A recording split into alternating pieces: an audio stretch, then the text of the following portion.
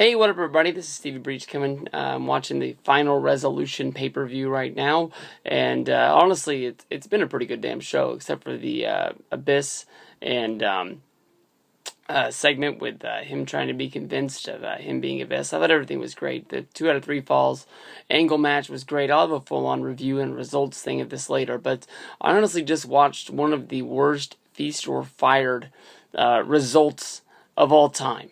They had Jeremy Borash, they had Dixie Carter all in a room with the 4 winners of the Feast or Fired from last week. He had Zema Ion, you had Gunner. Gunner was in there with his partner, James Storm, Chavo Guerrero, and EC3. Now they sit down and they make this dramatic, or they play this theme in the background and all this sorts of stuff. And then they go down the table and they open their cases. Z-Mayan was first. He opened his case up, X Division title. He yelled out burn, that he was keeping the briefcase. The next one, they build up James Storm and Gunner. Gunner opens up his case, World Heavyweight Championship. Everybody saw this coming. Basically, this will bring the feud up of Gunner versus James Storm, trying to see who is going to be the one getting the number 1 contender slot to go at it. Hopefully they don't turn this into a 3-way dance with the champion out there.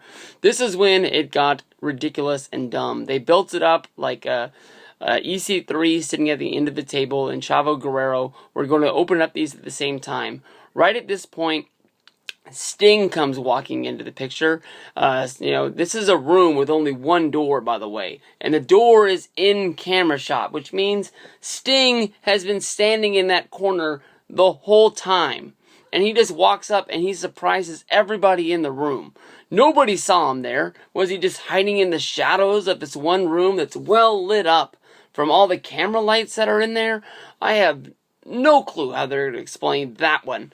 But he goes up to EC3 and says EC3, he knows that he's scared, that he's going to get fired, and there's no way that Dixie Carter can save his job if his case is in there. And Sting says, I will trade you.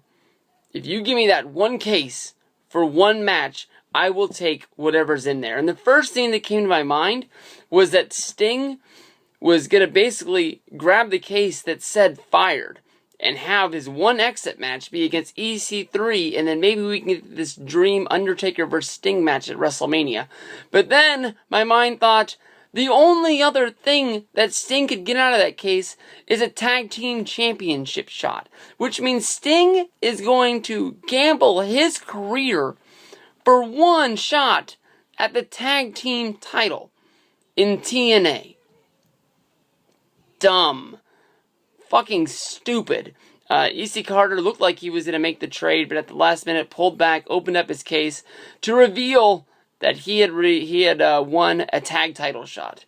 Who he will tag up with, I have no clue in this world. Maybe Magnus. Maybe they'll just control all the titles with Dixieland going on. Chavo Guerrero got the exit. Honestly, he never really brought anything to the table for TNA. It's just too bad. Maybe he didn't burn his bridges too bad in WWE, and maybe they can find a spot for him to come back.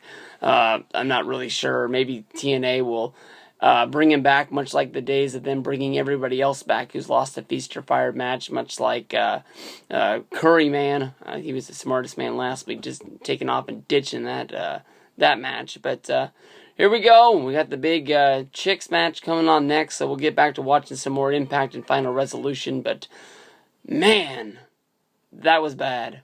For being the one thing that wasn't spoiled on this show because it wasn't shot in front of the live crowd, this is the one thing that we were really watching for. So